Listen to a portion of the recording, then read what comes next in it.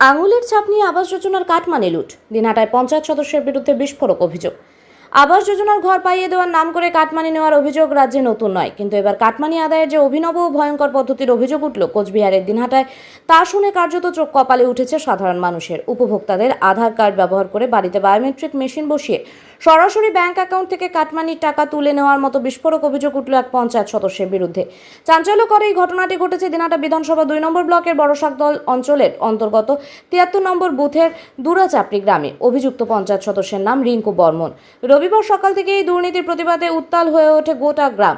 বিক্ষোভরত গ্রামবাসীদের অভিযোগ, দুরাচাপড়ি গ্রামে মোট ১১৩ জন গরিব মানুষ আবাস যোজনার ঘর পেয়েছিলেন, কিন্তু ঘর পাওয়ার আনন্দ বিষাদে পরিণত হয় যখন পঞ্চায়েত সদস্য রিঙ্কু বর্মন কাটমানি চাইতে শুরু করেন।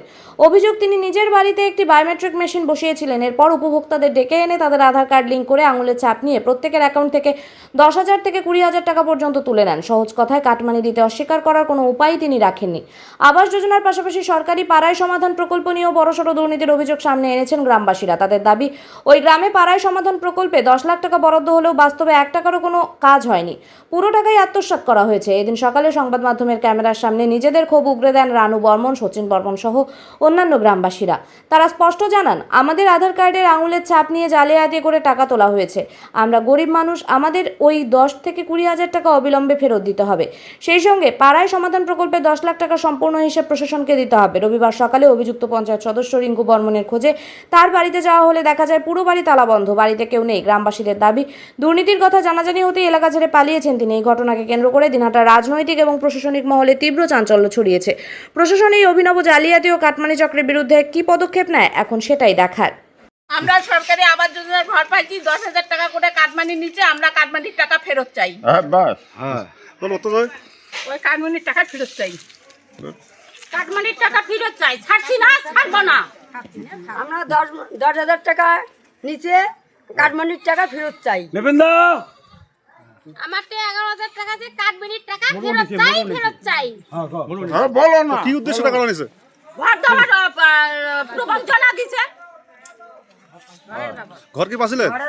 ঘর পাচ্ছি, টাকা নিচে ১১,৫০০ টাকা। গরু মানুষ, আমাকে এইভাবে টাকা নিচে, টাকা এখন আমরা এখানে চাই চাই চাই। আগে কোন আসলে ঘর পাচ্ছি, আমরা ১০,০০০ টাকা দিছে রিঙ্কু, ওই টাকা আমরা ফিরে চাই, কাটমানির টাকা। এই যে ওখানে মেয়ে ইয়ে বোঝাইছে যে এখানে কেন হাত দিতে হয়, আর এখানে হাত না দিলে টাকা তোরা ঢুকবে না ব্যাংকে। তারপরে টাকা মানে কাটি নিয়েছে অল্প। তোমাকে মেশিন বসে টাকা তুলছে না, ব্যাংকে যা দেওয়া লাগছে।